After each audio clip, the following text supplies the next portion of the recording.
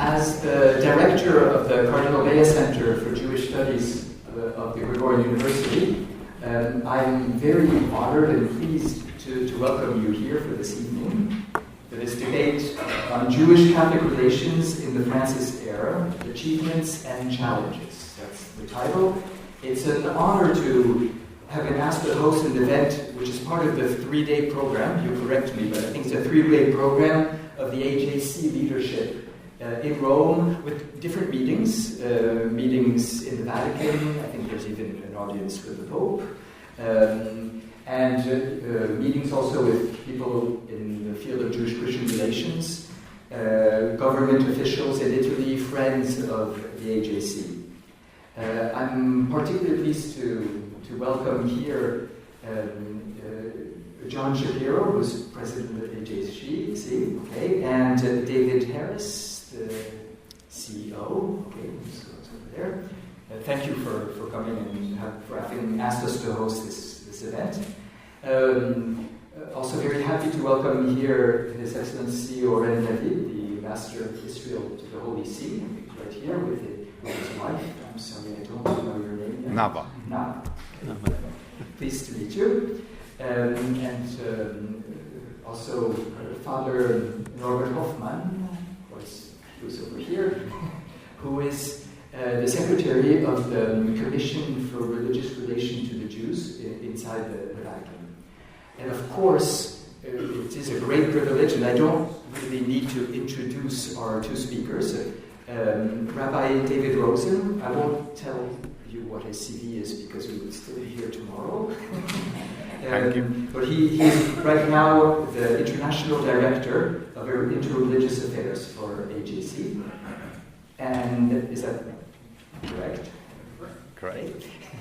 And we also very, very honored to have with us Cardinal Koch, who is the President of the Pontifical Council for Promoting Christian Unity, and as such is also the President of the Commission for Religious Relations to the Jews. How will this evening work? There are two parts. There will be a buffet in the second part. But we'll have to earn the buffet.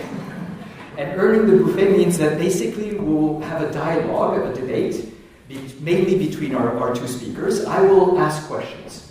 I'll ask questions sometimes to both, sometimes to one in particular, even though at that moment the other speaker can also react if he wants to.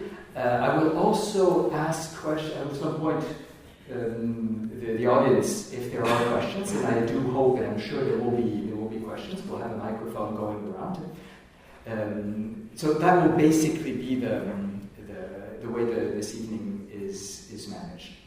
I don't know if because all this was coordinated by Lisa Palmieri, who's the delegate of AJC here to the Vatican and to Rome. Is there anything else I should say? No? Okay. So I'm going to change places to ask the questions.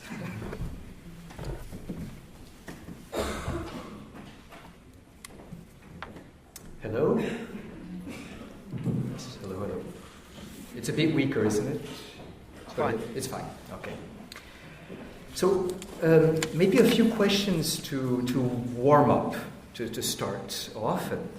A question for both of you, almost a personal question in a certain way, but that will help us enter in a more personal way in this evening. What made each one of you enter into the field of Jewish-Christian dialogue? Was it a personal experience? Was it a divine inspiration? Was it just an accident? Yeah. Just in the high school, I have had a Jewish colleague, and we have a very beautiful practice, because on Sabbath he wants to go in the swimming pool, and he cannot pay. Going, and he gives the They can't hear you. They probably can't hear have to bring the Start microphone. again. Yeah. No, it's working, but you have to speak into it.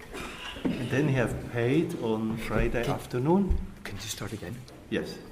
I have in the high school just a Jewish colleague, and we have a beautiful practice because on Sabbath he wants to go in the swimming pool, but he cannot pay on Sabbath.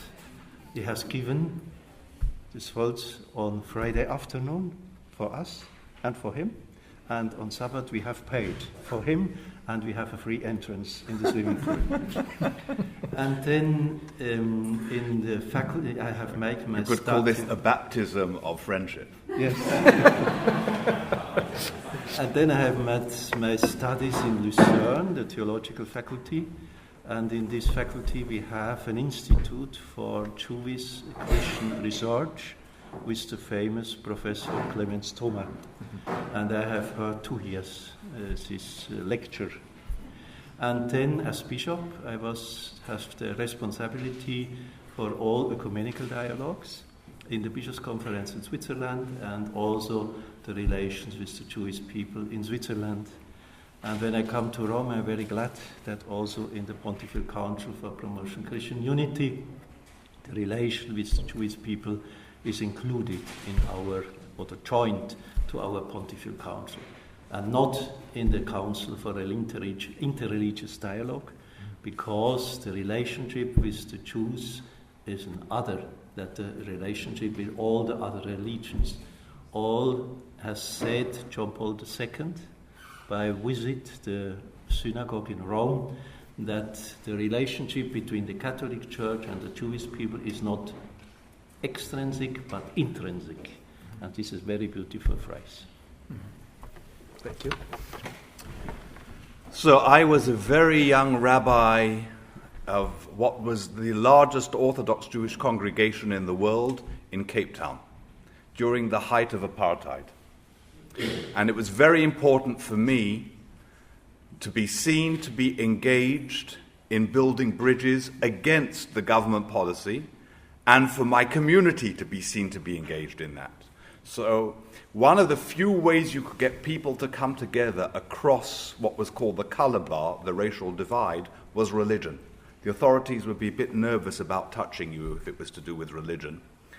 In addition, the Jewish community was of one racial origin, if you like, in that sense. So we weren't a mixed congregation. So I started hawking my wares around. I decided, let's use interfaith relations to bring communities together. And I approached the different religious leaders, and we created this interfaith forum, a council of Christians, Muslims, and Jews. So I came to interfaith relations out of a commitment to social justice. But as I got involved in meeting with them, I discovered these people were incredibly ignorant about me. I said, Christians, they must know their Jewish roots, they must know what Jews are and what Judaism is. And I discovered they had all kinds of misconceptions and prejudices and things, and the Muslims also that I engaged with. But as I engaged them, I realized, they weren't the only ones who were ignorant. I was pretty ignorant about them too. And I had all kinds of misconceptions about them.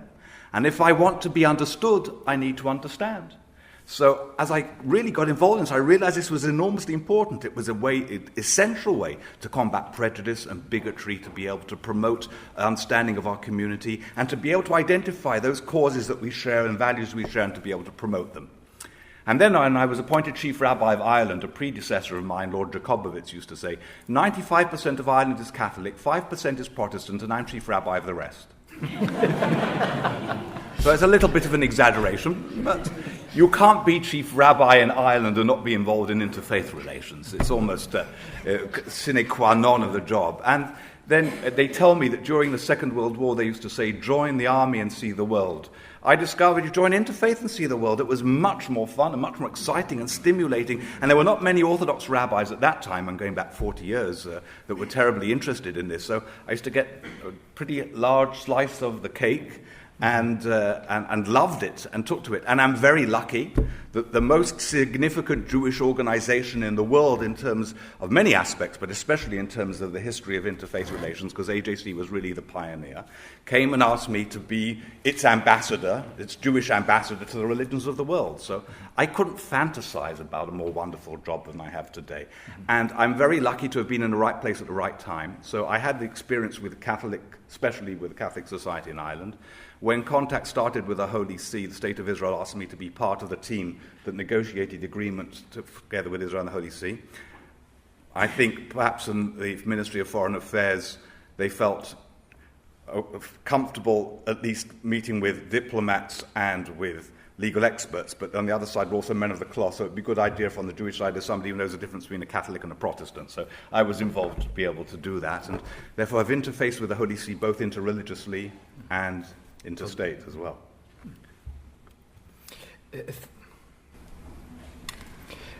Thank you. Rabbi Rosen has just said that it was fantastic, it was fabulous, it was exciting, and so on. So my next question is, could you and both of you say what was your best moment, the best event in your personal history of Jewish-Christian dialogue, and maybe also the reverse side of the medal? What was the most difficult moment for you in your, not in general, but in your personal experience? Best moment or happiest moment and most difficult moment? Maybe it's the same.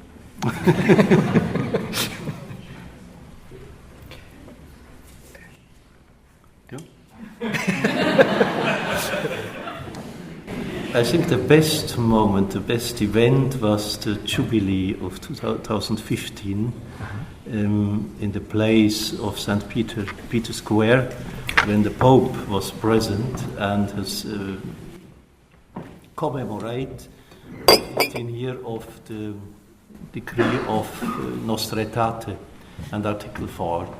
I think this year has many beautiful events to commemorate and celebrate this anniversary. This is a very, very beautiful event. Nothing bad? Huh? And bad? It's difficult, more difficult to search it, to find it.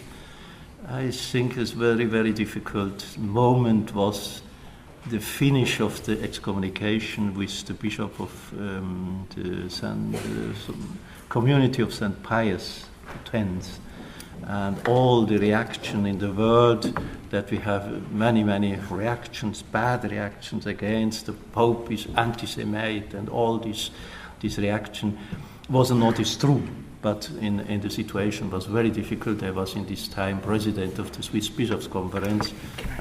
After the finish of the excommunication by the bishop of the community of Pius X, was a very difficult situation, on bad reactions that the Pope is anti-Semite and will not reconcile with the Jewish people. It's not true, was not true, but was a very difficult, bad situation. So I'll start with the bad, then we can go to the good, because my bad also connects to what Cardinal Koch was saying. I would say, and again, I think it was a very unfortunate the way it worked out, and may have had to do with the style of the papacy at that time. But and I need to say that I have a great deal of affection for Emeritus Pope Benedict XVI, who I think is a wonderful human being, who I think is not fairly represented in the world at large.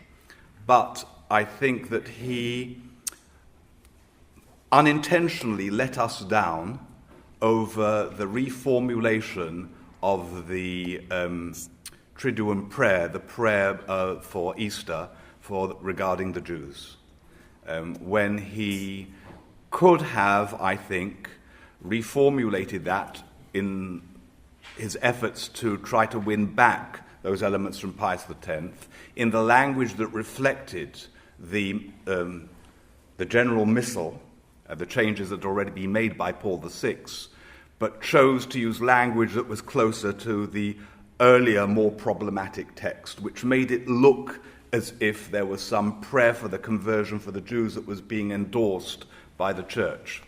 I think anybody who had any suspicions of that didn't understand it correctly, and of course the very important document that Cardinal Koch and Father Hoffman put forward in 2015 made it perfectly clear that there's absolutely no intention whatsoever, on the contrary, that the Church recognizes and respects the integrity of the Jewish people. But it was a time when people within my community, to some extent, there were those who were laughing at me. Laughing isn't so much what I worry about, but there were those that saw me as having failed, and therefore that it posed in question whether all these efforts at reconciliation really had delivered or not. So that was a difficult time, I would say, in terms of Catholic-Jewish relations.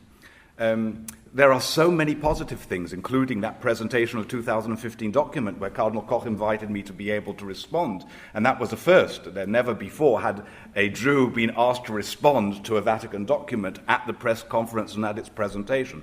But I suppose if you'll excuse me from being a little bit self-obsessed here, the excitement for me was probably greater when Cardinal Koch's predecessor, Cardinal Kasper, decorated me on behalf of the Pope when I was made a Knight Commander of the Order of St. Gregory, the only Orthodox rabbi and the only Israeli to be so decorated. And if you'll excuse me, and I mean no disrespect because I have a great love for Cardinal Kasper, but I need to tell you what he said with a heavy German accent. He said to me, as he decorated me, "And now you have the right to ride a white horse inside the Vatican." So I said to him, Your Eminence, maybe you'd like to update this and provide me with a nice red Maserati. He said, No, with the traffic in Rome, you are much better on a horse.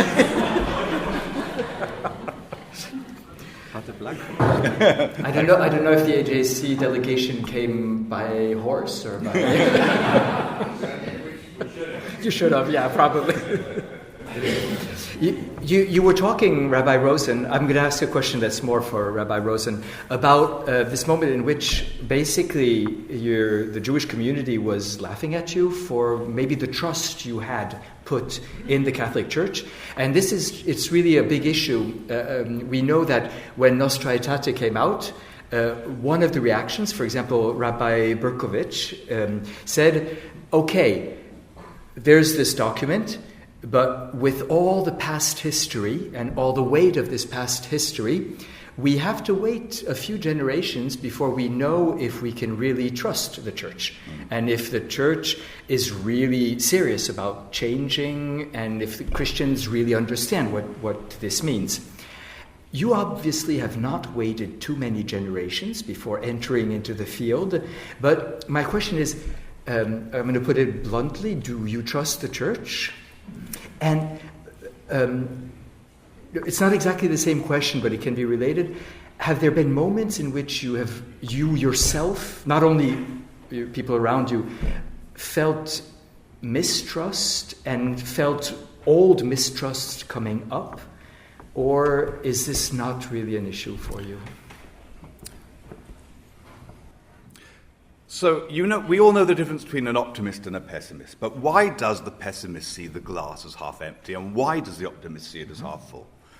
The pessimist is the unrealistic one. He expects to see a full glass, and therefore he sees everything that's missing and gets let down and disappointed. The optimist comes from underneath. He knows that the glass was empty, and therefore he can see everything that's in it and he can celebrate it.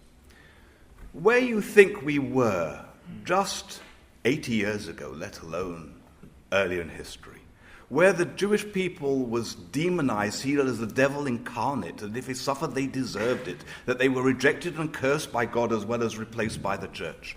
And where we are today, as the words of Cardinal Koch says, described as a dearly beloved elder brother of the Church, there's a relationship to us that is intrinsic to its very identity, that there's a relationship with us that's like no other, that we are part of the family. That was the word Pope Francis used when he visited the synagogue. We are one family. It's such a dramatic transformation that anybody who is aware of it cannot be anything other than optimistic. Now, I don't expect that you eliminate 2,000 years in just 50. It's just not realistic. And of course, there are many people that are brought up still with preconciliar attitudes in many parts of the world, and there are those that still think of me as condemned and as going to hell, and I've even been told that. But I know that there are wonderful Catholics who don't think like that, and I know there are wonderful popes, when we've had 3 that don't think like that. And I therefore have relationships which are more important to me, and had I followed Rabbi Berkowitz's approach, then we would not have the kinds of friendships and achievements we had to do. The Talmud, in Tractate Kiddushin of the Jerusalem Talmud, says that if somebody puts their hand out for friendship, it's your responsibility to take it. And they say something further. Encourage people to do the right things even for the wrong reasons, because eventually they will come to do the right things for the right reasons. This is both on principle and tactical the right thing for the Jewish people. Therefore, we have to do our best to trust. Will we be disappointed sometimes? Yes, of course we will. Will we be let down? Yes, we will. But it's all worth it, and it's all ultimately to our advantage as well as to the betterment of society at large.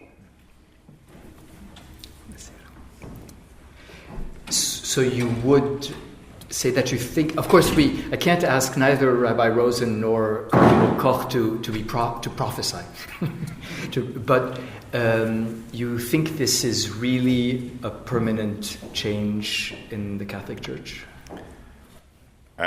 This is really something which Cardinal Koch should respond to more than me. The question is for both. But I really cannot see how it's possible for there to be any backsliding for the Catholic Church today.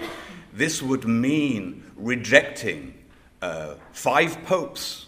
It would mean gainsaying the teachings of the magisterium since then. This is not just a whim. This is a fabric of the Catholic Church. I can't see how it's possible. My challenges in many respects are much bigger ones within my own Jewish community than they are with regards to the Catholic community, but you might want to ask me about that later. What do you think? Is it reversible?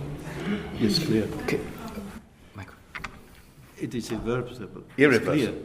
But we have in the Catholic Church the phrase that the reception of a council needs many times, 100 years. That all the council is received in the church. I hope we have not need 100 years for Nostra Aetate, but we have many to do in our church for that we receive this new challenge in the Catholic Church, this change. But I think in theology and also in the practice of the Church, this vision of Nostra Aetate is present. That don't mean that we have not something to do. We must deepen and this reality, but I think is a point of no return. May I add something? Please. I mean, I think for this process to be really successful, you need not just the changes of the Olympian heights, you need the right sociological context.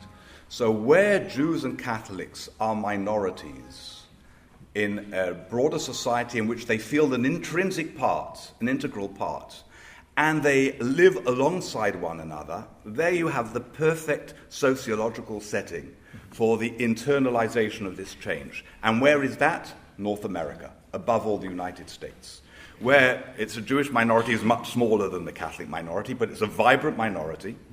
And there's trust and relationships to build together. Recently, I think it was just last week, Pope Francis spoke about the need for priests and rabbis to be able to get together and schools to get there. That happens as the norm in the United States today. I mean, it actually shows, if I may say, that Pope Francis doesn't really know what goes on in the United States. It's a very different reality.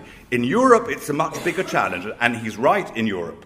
But there are different situations where you don't have that self-confidence within Jewish communities, you don't have the same degree of interaction, therefore you don't have the same social function to be able to provide for that. And there are other parts of the Catholic world, not least of all in parts of Latin America itself, where there are some parts where there are no Jews around at all, and Jews don't even feature on the radar screen. If you were to ask me what expectations, or even, this is a bit impertinent, but I will say it anyway. What demands would you have of the Catholic Church? I would say the demands are to ensure that Nostra Aetate and its internalization is not just where there are Jews and vibrant Jewish communities, but the Church should be doing more to ensure that this transformation on the Olympian Heights is translated down to the grassroots, to schools and educational syllabuses, and is a compulsory requirement in the formation of every single priest around the world. Yes, it's true that if the relation to Judaism is really intrinsic to the Catholic Church, that it really has to be for everybody. It has to trickle down from them. Because this change in the Catholic Church and this change in relationship between our religious traditions means also a change of perspective on the theological level, and we need theological grounding, I'm going to allow myself to ask a few theological questions. First, maybe to Cardinal Koch, because we're going on the question, in what way does the Catholic Church evolve in this situation? In this last document, the 2015 document, The Gifts and the Calling of God Are Irrevocable, that you both spoke about, I think, or at least Rabbi Rosen spoke about. David's fine. Okay, David. There's quite a few times, pretty explicitly, the document says, the Catholic Church, the Church, does not consider that she replaces the Jewish people.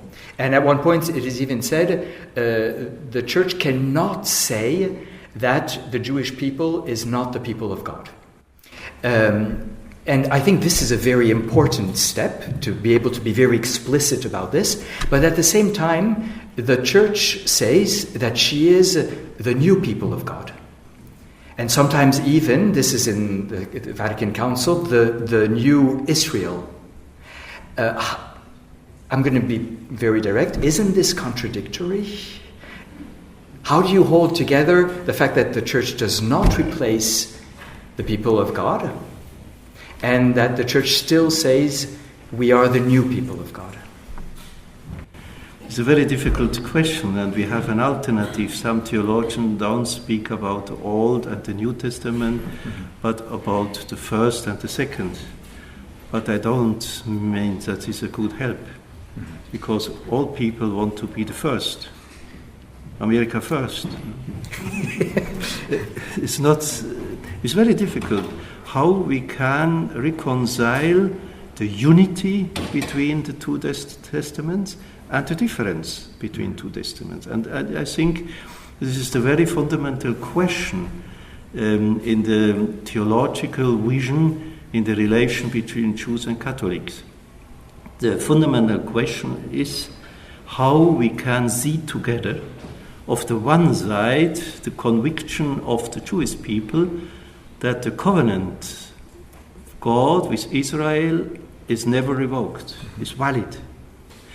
And this is a conviction that we share as Catholics. But on the other side, the Catholics believe that with Jesus something new is coming in the world. How we can see together these both convictions without make difficulties for the other. That Jews have the impression we are not respected, we are not accepted in this vision, and also Christians must have the same impression. In this sense, I think this is an open question. I don't think that we have just resolved this problem, but it's a challenge to deepen the theological dialogue and to find a better solution. And we cannot find this solution alone. We can only find in the dialogue with Jewish people. And this was the idea of our document of 2015, to give a challenge to deepen this open question that are not resolved in the best way. And I think it's very important to continue this dialogue, but together, not alone.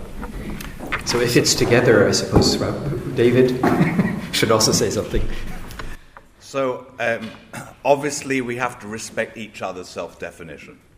And as long as my integrity, the Jewish people, integrity is respected, I think we can live with these issues. But I would say it would be helpful if the Church could describe itself as a new Israel rather than the new Israel.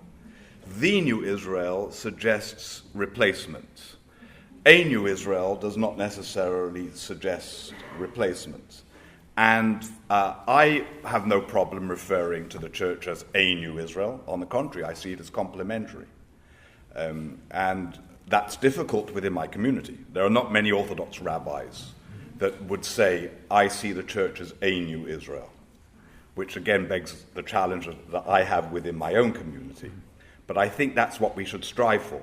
We should be able to see that very special relationship and to be able to see the church as a new Israel. A new Israel. That means we have outside the Catholic Church other new Israels. Can you give an example? I can't give an example because I don't think there is, but I think there has to be the possibility.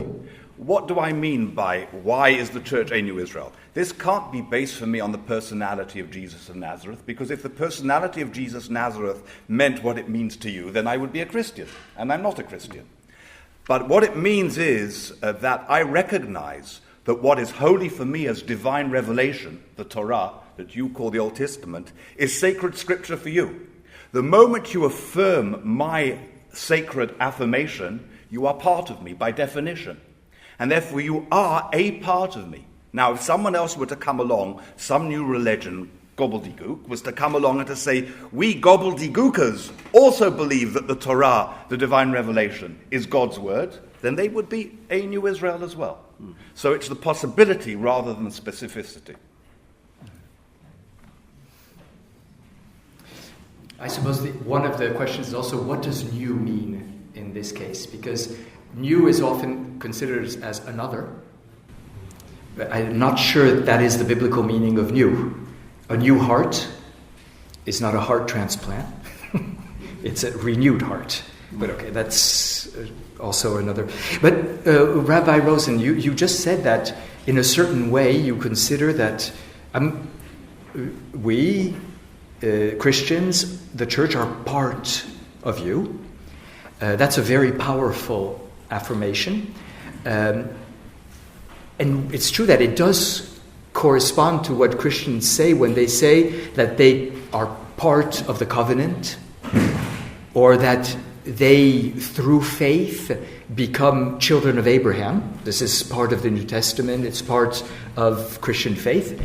For a Jew to hear Gentiles say, we are the children of Abraham, we are part of the covenant, how do you react to that? You've already started answering, but... So the covenant of Abraham is actually very simple, because Abraham is described as the father of nations. And those that trace their descent to him are in that broader, essentially ethical monotheistic covenant. It's a little more challenging when we come to the Sinai covenant and say, you are not only children of Abraham, you are part of the covenant of Moses that God made with Israel.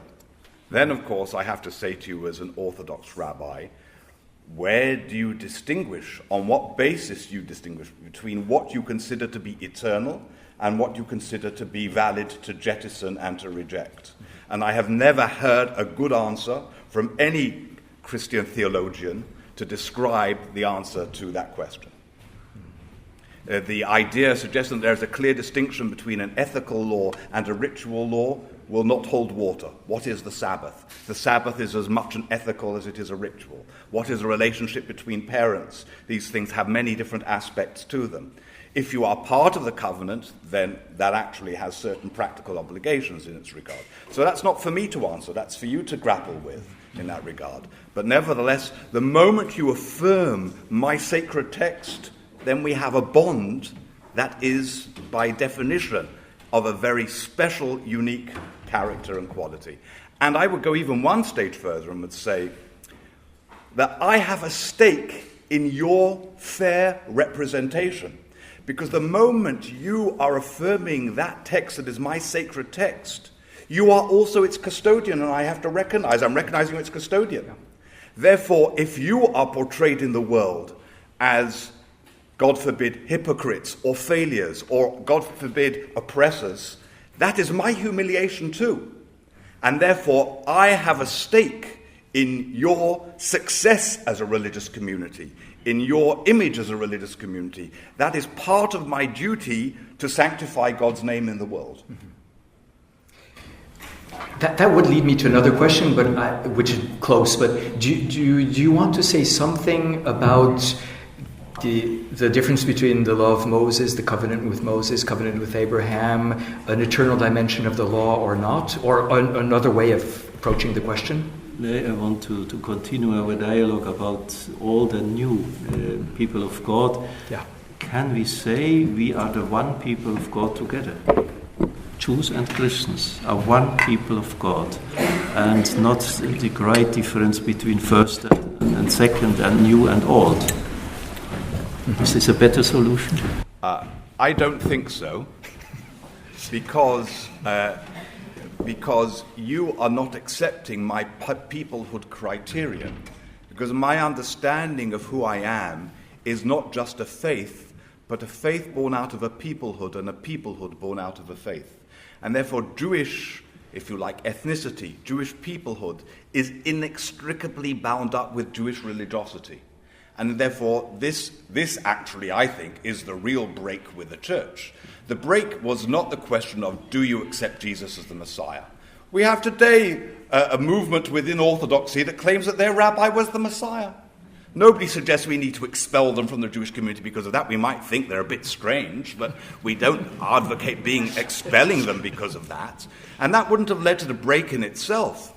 The break came when the question was no longer, do you accept Jesus as the Messiah? But when the question became, do you accept Jesus as the Messiah who's coming no longer requires you to observe the commandments as they are, as you understand them? Then you undermine the criteria for Jewish identity, for Jewish community, and therefore the defining qualities of our own sense of peoplehood.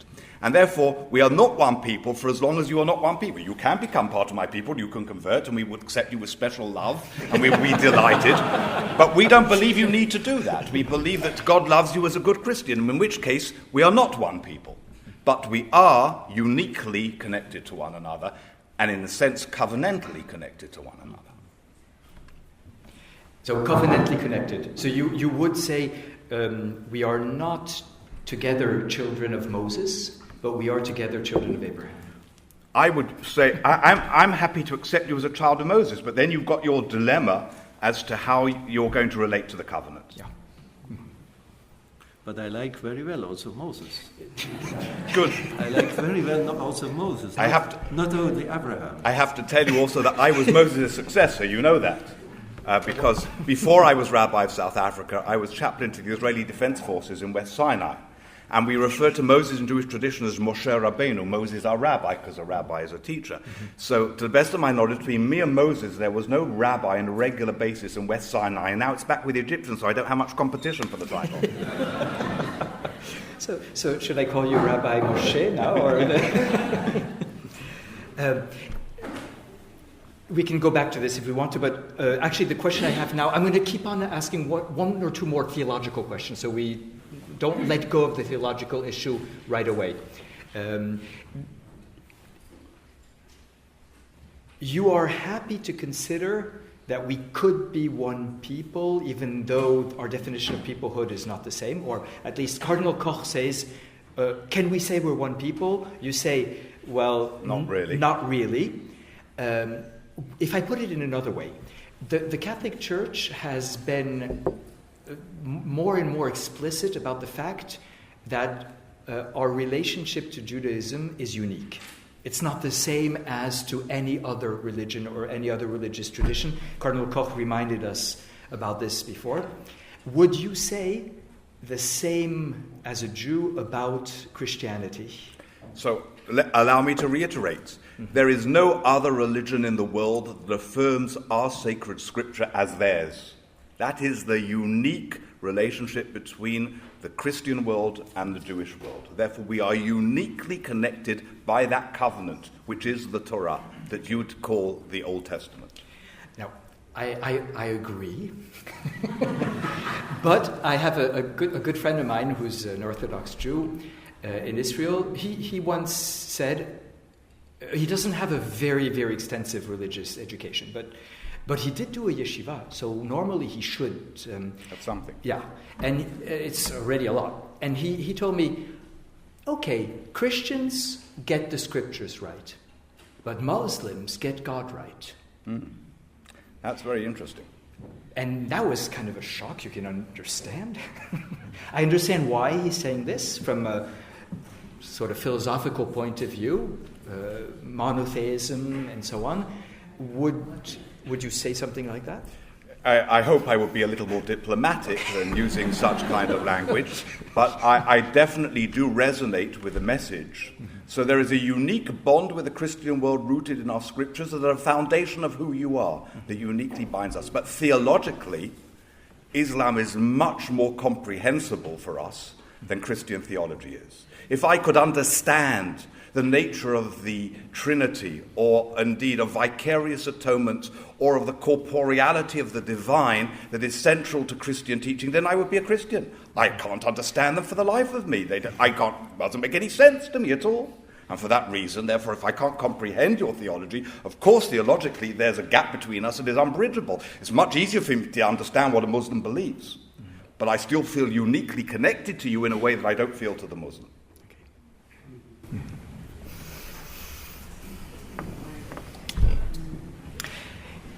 One last theological question to each of our speaker, and then get ready.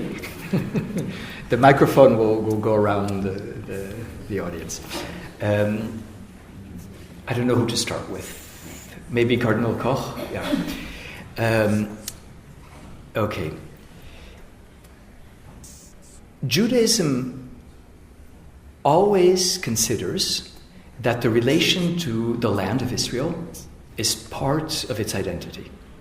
There are many, many ways of considering that it's part of the identity of the Jewish people, but it's always part of the identity. On the other hand, if I'm not mistaken, the Catholic Church recognizes the political legitimacy of the State of Israel,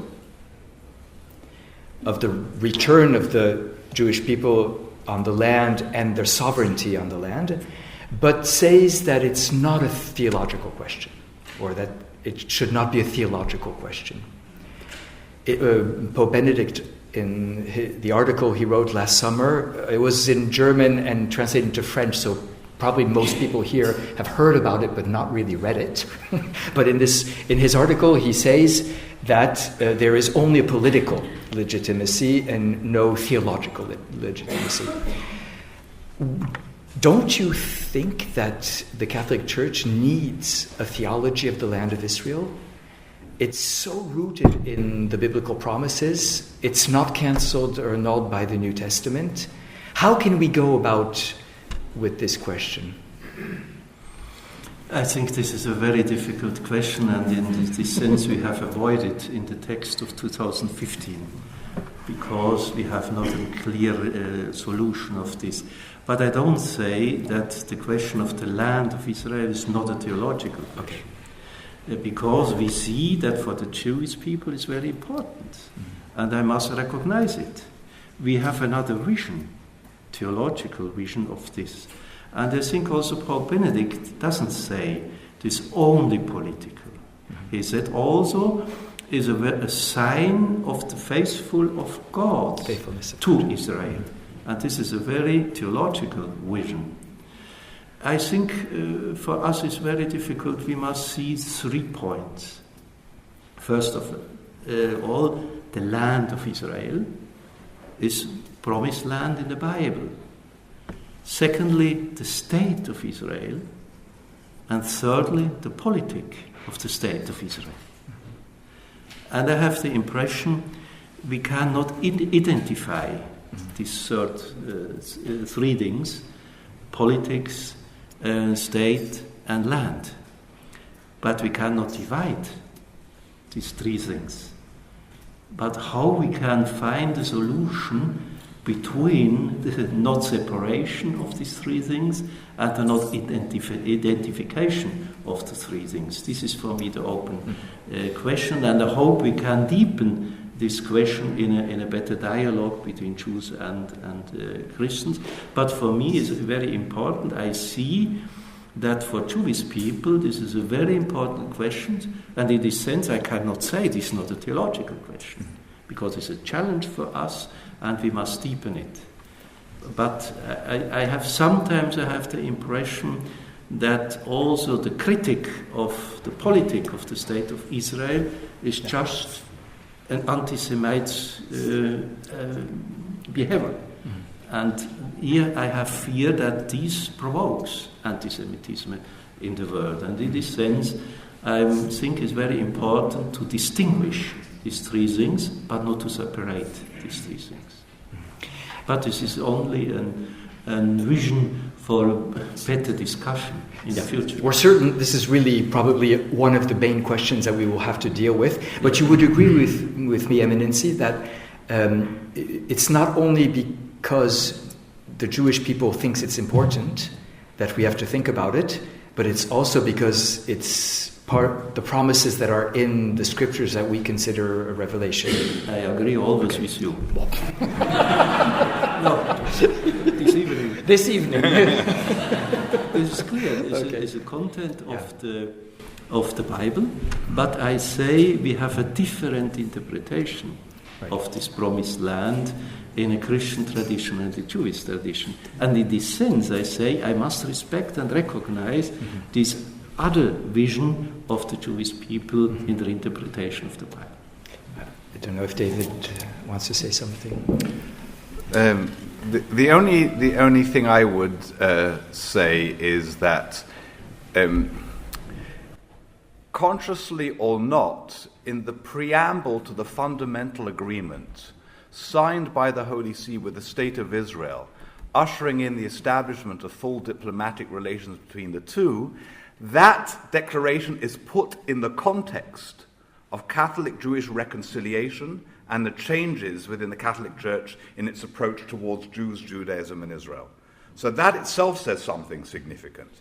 And I've heard Cardinal Koch say it many times, that this is still something that we have to work on. In fact, I heard Benedict XVI say this many times to me. The first time he said it to me was before he was Pope, when he was visiting Jerusalem. And in fact, the late Teddy Kollek hosted a meeting between us. And it was, for me, one of the most important theological conversations I've had in my life was the discussion I had with him at that time. Many understandings I received, which I can tell you many stories about different things he said. But one of the things was, he said to me, if you are, and to some extent, I don't know whether intentionally or not, this was echoed in the 2015 document. He said, anything that is holy for you must be holy for me. Whatever has religious significance for you must have religious significance for me. I said to him, but you know, for me and for many of my co-religionists, the land of Israel has religious significance. And even if the state of Israel is a mechanism, the fact that we are able to return and to re-establish independent Jewish life in it is not purely a political entity, it has religious significance. And he said, I understand, and we have still not fully plumbed the meaning and the significance of Nostra Aetate. That was where he left it, which is, I think, very similar to what Cardinal Koch has been saying as a challenge ahead of us that we need to work on further.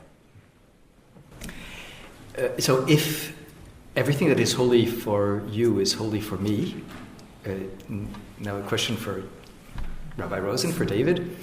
Okay, Jesus is a Jew. And we are realizing, so let's not speak about Jesus as a Son of God, Messiah even, or someone, but just Jesus as a Jew. We're realizing to what extent he was really Jewish. He taught like the rabbis would teach after him, commenting the Torah. He ate kosher, this seems to be where we're going in understanding. He wore the tzitzit. He kept Shabbat. He was an observant Jew. Do you think, I asked Cardinal Koch a difficult question, I'm going to ask you. Do you think one day he will be considered as a rabbi in the Jewish tradition? There's Amy Jill Levine, who happens to be here, by the way, in one of her books says that she is impressed by the fact that in synagogues you can speak about atheist Jews like Freud or Marx, or even non-Jews like Plato or Gandhi. But to speak about Jesus is much more difficult. And that's to use English understatement. But the reason is, I would affirm, is actually not theology. It's not irrelevant, but it's not the essential factor. For Jews, and even more with Orthodox Jews, because the more deeply rooted, the tendency to be less broadly socially engaged, the problem is what the name of Jesus has meant historically for us. And that is the great tragedy, the tragedy above all for the Christian church, that the very name that for Christians evokes love, for Jews has traditionally evoked fear and horror. And the name of Jesus has been a weapon to beat us over the head with. And therefore, this is the scandal of our history that we have to overcome. And in this respect, Berkowitz, who I disagree with, was not off the mark. We need the Christian world to show us the love and affection that we need to overcome the wounds of history. These cannot be overcome just overnight. We need not just the love, we need a fidelity from our Christian brothers and sisters to be able to enable us to overcome that. And only that fidelity will enable us to overcome the trauma of what the name of Jesus has meant to us historically, and to rediscover him, maybe not so much as a rabbi, but certainly as a brother. Man, that's more important, surely. And indeed, that was the language that was used by Professor David Flusser, and I think others before him. He said, I read the New Testament, I discover Jesus as my brother. This is a Jewish text. These are Jewish narratives. They have become a forbidden territory for Jews, not really for theological reasons, but because of the fear of what the threat that came from the Christian world and the trauma meant to us. The more we can overcome that, and we are overcoming it, and we are overcoming it because of people like you who are here who do love us, and that we can recognize that love, the more we will be able to rediscover the brotherhood and the fraternity between Jesus and his people. David Flusser said that he considered Jesus as a religious genius and that he was waiting to be able to meet him in the life after. Do you think he's a religious genius? Would you say that Jesus was a religious genius? I'm not. I don't consider myself to be an academic scholar to be able to evaluate things perhaps along that line. But I think Jesus is in many respects, to the degree I can assess it, because we get now to the question of exactly what did he say, exactly to what degree are the narratives that are being written 60 years later an authentic reflection of what we're saying. But to the degree that I can discover that, I would say this is a man who is in tune with the most sublime teachings of my rabbinic heritage. Do you also want to ask some questions? I think this is, unfortunately, the only microphone we have. If there are questions, maybe if you agree, maybe we could take two or three questions in a row so we know where we're going. If you'd rather ask the questions in Italian or basically probably a few other languages too, German, French, Spanish. I think we can handle it. And maybe you could also say to whom you're asking the question.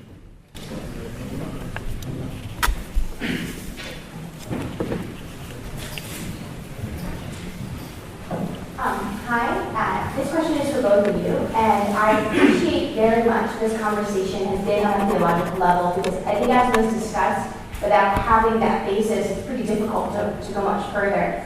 But speaking as a lay woman who is, I'm not going to be, frankly, I'm not going to be in any of the committees that you all sit on, and also recognizing, I think it's safe to say that there is, if not a rise in anti-Semitism globally, at least more of an awareness of it. Do you think what you all have outlined, what has been outlined, for the Christian community in terms of Nostra Aetate and these documents, are these sufficient to speak to where we are as lay people in the world today? Is that enough, or does there need to be another level that speaks more directly to the day-to-day experiences? Just because I think that while I'm privileged to be here, I recognize that this is a privileged level that we're speaking at. So, thank you all very much.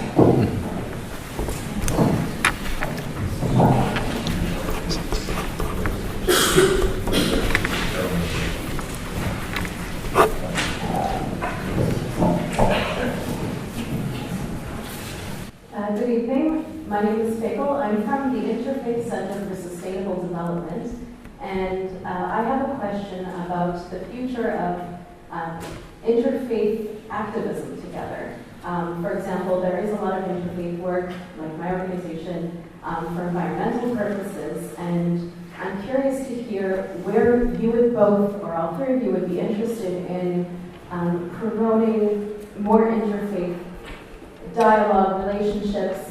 Tonight the theological conversations are amazing, but where do you see the future of where you could possibly go?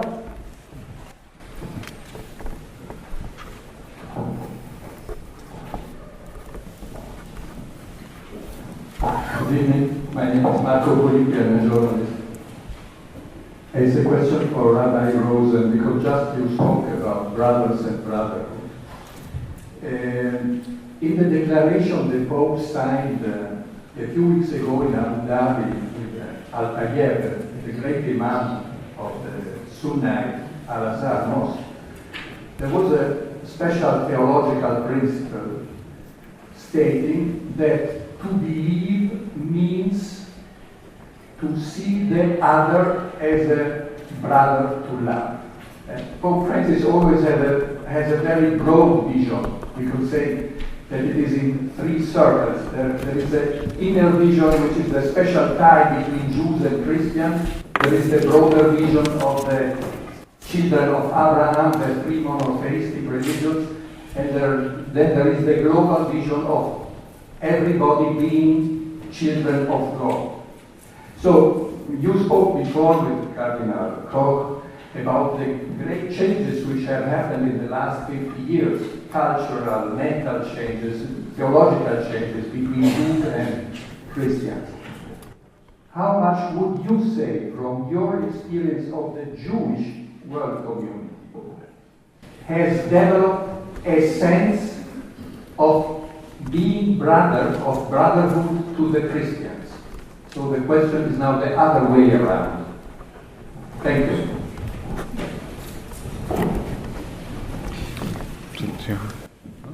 Maybe we can have one last question here, and then one last question for this wave of questions.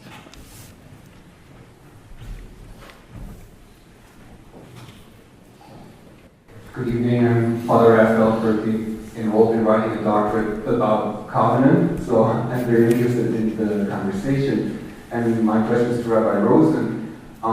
You spoke about the possibility of calling the church a New Israel, and you spoke about complementarity. So if you could just explain in a few words how you would see this complementarity. Thank you. Okay. You want to make some comments? More question for you. So I'll try to go by order.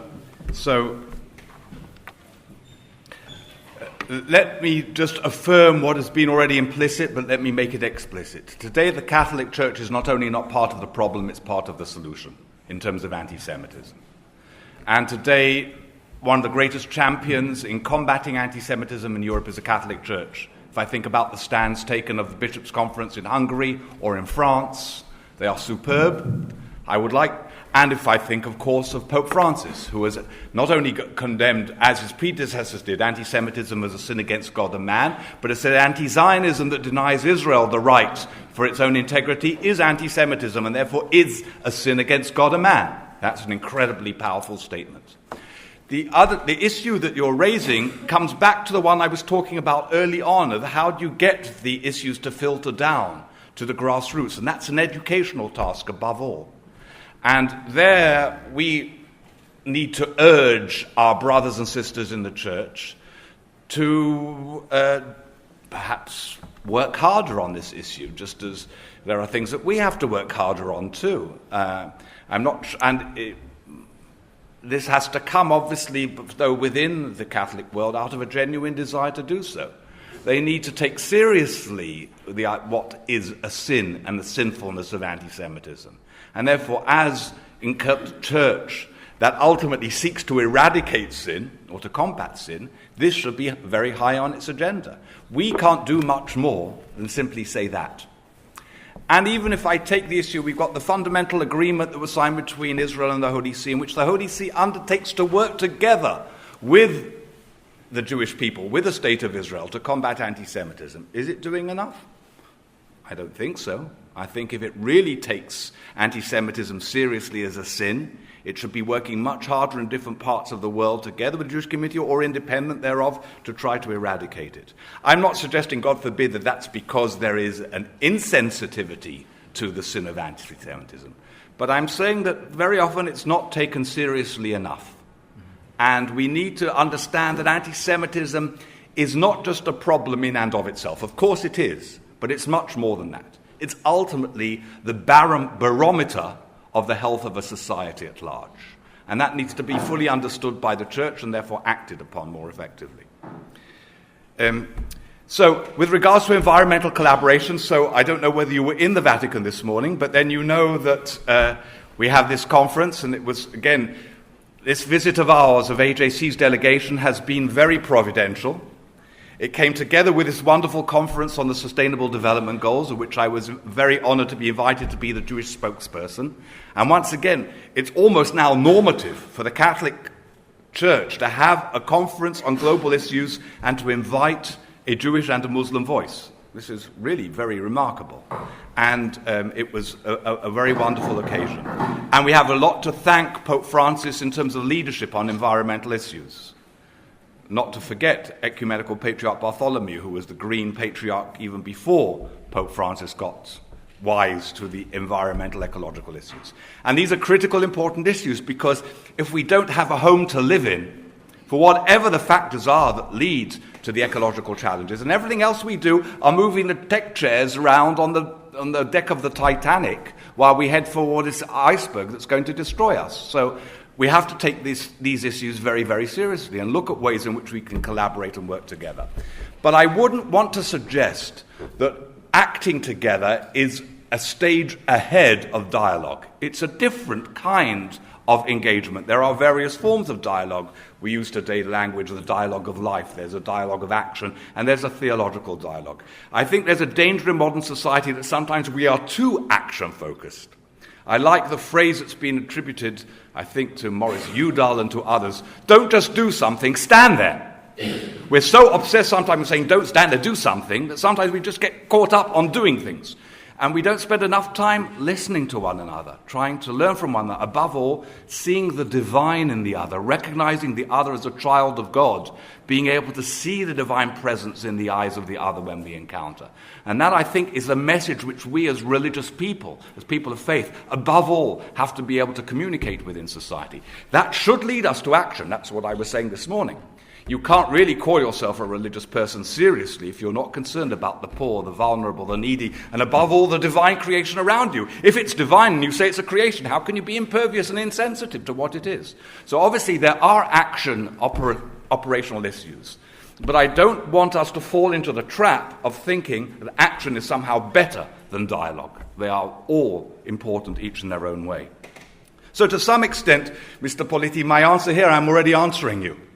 Because for me, and I think for any honest, self-respecting Jew, it is obvious that the foundation of Judaism's ethical affirmations, the first affirmations of the Bible, are that every human being is created in the image of God. For Judaism, the first covenant is the covenant with the children of Noah, a universal covenant which affirms that God cares about each and every human being, regardless of gender, race, color, or creed. Everyone is dear to God. If we have not been able to act on that universalism, it is because the world has prevented us from acting. It is because of the hostility of the world to Jews historically that we were not always able to act on our fundamental universalism. This certainly has created perversions within the Jewish community. There are those that still, apropos our earlier conversation, believe that the world is a hostile place. I face much more challenges within my community, within my own Orthodox community, that think I'm dangerous to the Jewish people. Why? Because I'm trying to delude the Jewish people into thinking that the Gentiles love us and that the Christians are nice people. And of course they're not. We know everything they've done to try to destroy us and that they all hate us and that we have nobody to rely on but ourselves. And therefore it's that experience, that terrible historical experience, that has warped our sense of our universality. And you see this in Jewish communities in diaspora. You see rabbis and community leaders who are scared to engage their religious counterparts because of their trauma. They don't even realize that their own insecurity is a reflection of their trauma. But we are a traumatized people historically. And therefore, it is a matter of overcoming that trauma in order to be able to be true to the true universalism of Judaism. Judaism is a fundamental universalist vision, but it believes that a universalism that reduces us to the lowest common denominator is not a sustainable universalism. Only a universalism that is born out of our particularity is a truly sustainable universalism. When we can not only respect our differences, but celebrate our differences, then we can build a universe that is truly a universe of human brotherhood and sisterhood, which is what our prophets teach us, is what God demands of us. And finally, therefore, complementarity. This is a word now that Pope Francis is using, and Pope Francis used this in his Evangelii Gaudium when referring to the Jewish people, and that, I think, has been Pope Francis's significant contribution to the next stage in the Catholic-Jewish relationship. Complementarity, and it's relevant to Father Etienne's question before with regards to the nature of covenant. And in fact, it goes back to one of the great rabbis of the late medieval, early modern era, Rabbi Jacob Emden, the Yavetz, who wrote at a time when Jews did not have very positive experiences at the hands of Christians, a most exquisitely positive view of the Christian message, and suggested that the split between the synagogue and the church was a necessary part of the divine plan for humanity. Because Judaism's, and it connects with what Mr. Politi was asking me as well, Judaism's universality, by definition, is limited in its form of expression because it comes from our particularity. And therefore, we have a special message for the world that comes out of our own history, our own experience, and our own values. But it's not possible for us to be as universal as the church can be. Because the church, by definition, is a different structure. If you like, the church is more suitable for the individual. The synagogue is more suitable perhaps for the collective, though we have the balances, each one in our own particular way.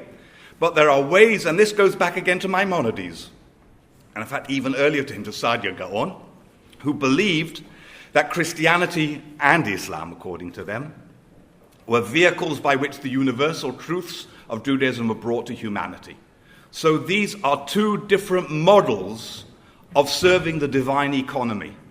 And this means that we have different skills and different capacities, and we have different threats and different dangers. In fact, in the 2015 document, there's also an allusion to that, ways in which the church and the Jewish community can have complementarity. I didn't agree with everything that was said in that regard, and when I spoke at the Vatican Press Conference, I did make some criticisms of that. But the principle is right. We are different models of the message that comes through our shared scripture. And there are different ways in which we can also, and this goes back again to the guidelines on Nostra Aetate and the notes on preaching, on teaching, on catechesis, different ways even in which we can read scripture and be mutually enriched, even though according with recognizing of different limitations. But certainly ways in which we can serve humanity, to recognize the divine in our world in different ways, and different ways which will appeal to different people in different forms, which must always be based on the respect for our different integrity. Yes, for the first question, I will only add that I think the beginning of the change in the vision in the Catholic Church is the catastrophe of the Shoah. And to see what we have done in the European history against the Jewish people and to overcome anti-Semitism. And I think above Christians have seen that Hitler, the Nationalsocialism, has two enemies, the Judaism and the Christianity. When we read today the diaries of Goebbels, he said, Hitler is a very, very religious person, but absolutely anti-Christian. And he considered the Christianity as the Trojan horse of the Judaism in Europe. And when we see this sympathy, this solidarity between Jews and Christians, we must say we have not seen it, this clearness of the... And I think the beginning is also just in the meeting of Seelisberg to overcome anti-Semitism, and this is involved then in the declaration of Nostra Aetate. And I think this is a very great challenge today because, above all in Europe, we have a very big growing of anti-Semitism in our societies. And in this sense, it's very important that the Jewish people have the impression and can be sure that in the Catholic Church they have a good partner in the fight against anti-Semitism. And for this, it's very important to have a better knowledge one another, that the Jewish people can have a better knowledge of Christianity and Christians have a better knowledge of Judaism. And I think this is a mutual challenge. Sometimes when I'm in Israel, I've had not the impression that Jewish people know very beautiful things and about Christianity. They know something about Crusaders and other things. And to deepen also this knowledge of the Christian faith seems to me a very important contribution in the faith against anti-Semitism, and we must deepen the knowledge of Christianity. For the second question, I think we must collaborate together, all the religions, and I want only remember the 3 meetings of Assisi, both 2 by Pope John Paul II, 1 by Pope Benedict. This was a very important meeting to call, to invite all Christian denominations and all religions to come together and to confess that the sister of religion is in no case violence but peace. In our time that we have many violence in the name of God, in the name of religion, is a very important witness, and we can only witness together that we must in favor and collaborate together for peace and justice and the protection of the creation. This seems to me very important issues for the collaboration in interreligious dialogue. Time is flying by, and we had thought we would stop around 8 o'clock, and I think it's good to aim at that. So I don't think we're going to take any more questions from the audience. Maybe I can ask one last question with I hope to have a short answer to Cardinal Koch, and then one to David Rosen, and then we'll wrap up. Cardinal, David Rosen spoke about the difficulties he had in his own community in the field of Jewish-Christian dialogue, how he sometimes was not considered, rejected, not understood. So not only the external obstacles, but the internal obstacles. Do we have the same difficulties in the Catholic Church? Do you have the same difficulties? We have difficulties, I think not the same, and not on the same level. I hope that we have not big problems about this issue. We have groups, they are very against Nostra Aetate, but they're against other things, also against the collegiality of the bishops and anti-ecumenism.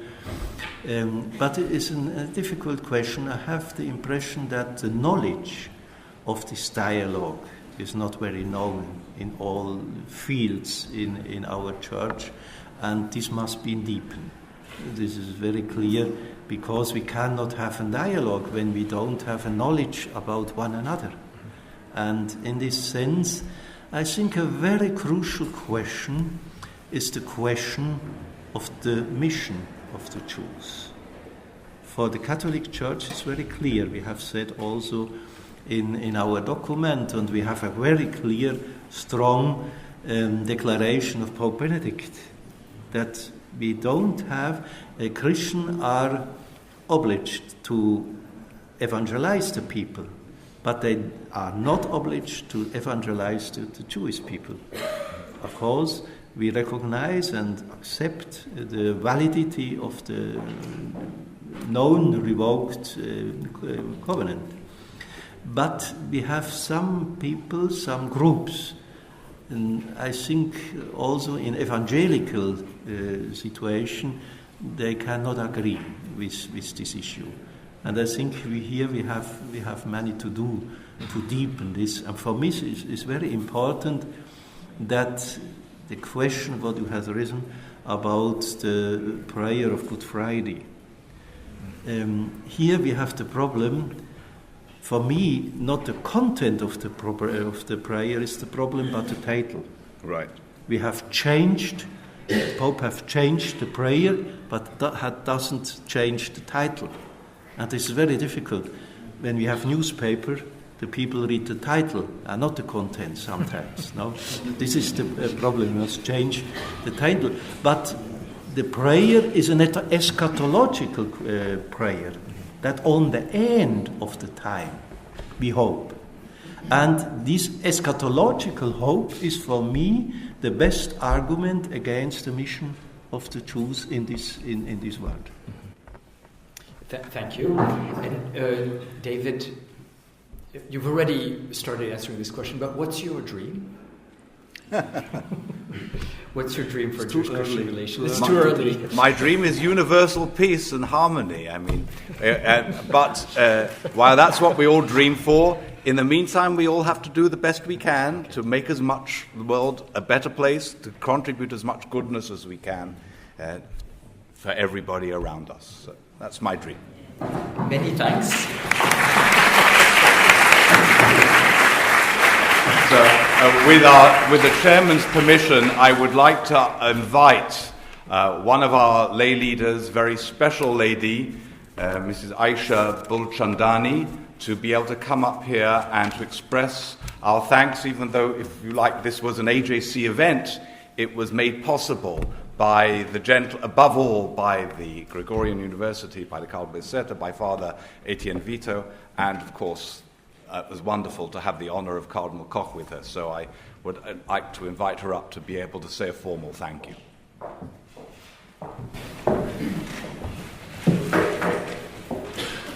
Thank you, Rabbi Rosen, Your Eminence Cardinal Koch, and Father Vito.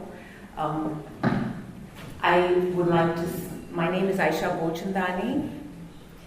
I am a Catholic, but I'm here to represent my brethren, my AJC family, who have gifted me and honored me my Catholic faith, and my faith journey, my faith life, and my anchor is thanks to the American Jewish Committee. So first off, I would like to honor them, and that's the reason that I'm even here today. Thank you, Rabbi Rosen, Rabbi Marans, David Inlander, and of course David and Gioletta Harris. That was a very, very interesting, engaging discussion highlighting many points at many levels for Christians, Jews, and other faiths perhaps that are represented in this room. My takeaway from this discussion, and perhaps I speak on behalf of others too, was the importance of deepening the dialogue. The Jewish and Christian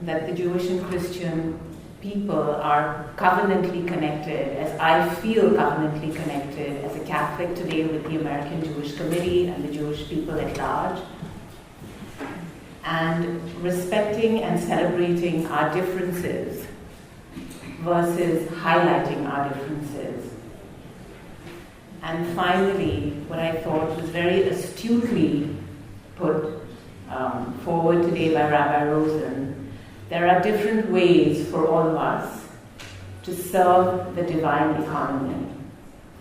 On that note, I would like to formally thank everyone on this panel, Your Eminence, Cardinal Koch. It has been both pleasurable and enlightening for this special AJC leadership mission to the Vatican to listen to your insights, and we are gratified to witness the obvious friendship between you and Rabbi Rosen, which reflects the friendships that AJC has enjoyed and continues to enjoy with the leadership of the Catholic Church in Rome, the United States, and throughout the world. As in effect the successor of Cardinal Bea, the person responsible on the part of the Holy See for relations with the Jewish people, it is particularly appropriate that we are at the center that bears his name. On behalf of the AJC, I wish to express deep thanks not only for this meeting, but for all your wonderful work to advance relations between the Jewish people and the Holy See, and indeed the whole Catholic world, and pray that you will be blessed with the health and strength to continue to do so for many years ahead. Please accept this small token of our esteem and appreciation, a Michael Aram Pomegranate catch-all. I would like to open it.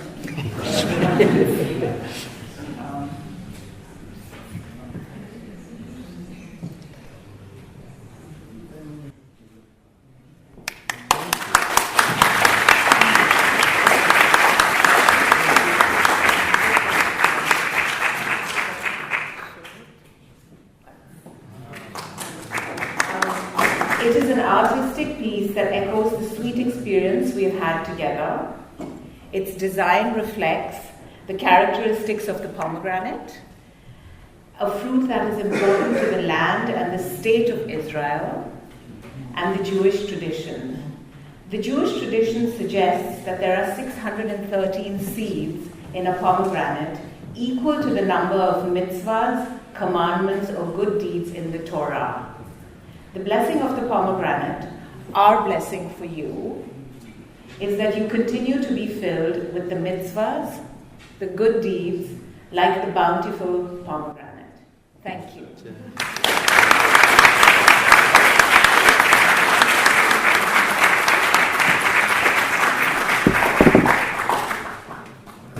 Dear Father Vito,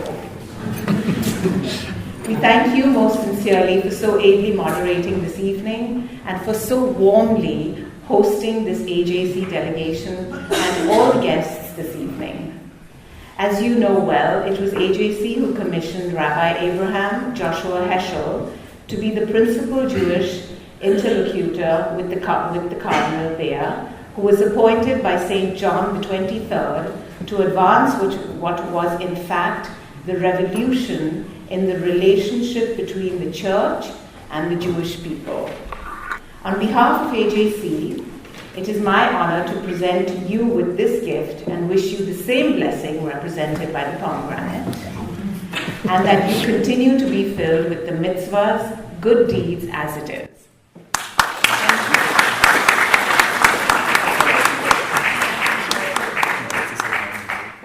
On that note, I give the floor over back to want to call on them to eat, yeah. Rosen. Father Vito. Just some practical considerations. Many thanks. It was a real pleasure to host the group. I hope you'll have another opportunity, that you'll be happy to come back. We'll be happy to have you again. Right now, just a few indications, because there's another conference going on. I don't know if they finished yet and if they're having dinner also in the main hall. Our dinner is not in the main hall. Some of the Cardinal Bea students will guide you. You just have to go out on the left-hand side And you'll have a special place. There's a big sign, an AJC sign, because this will be a kosher buffet. We also, unfortunately, the Gregorian University will close the doors at 10 p.m. Maybe your dream is to have spent a night.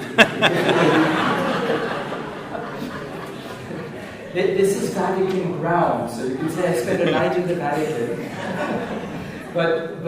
So we will finish the meal around 9:30, so that the caterers can also take out all their stuff. But we're very welcome here. I'm happy to greet also Rabbi Dizeni, Chief Rabbi of Rome, who arrived during the conference. Thank you for being with us.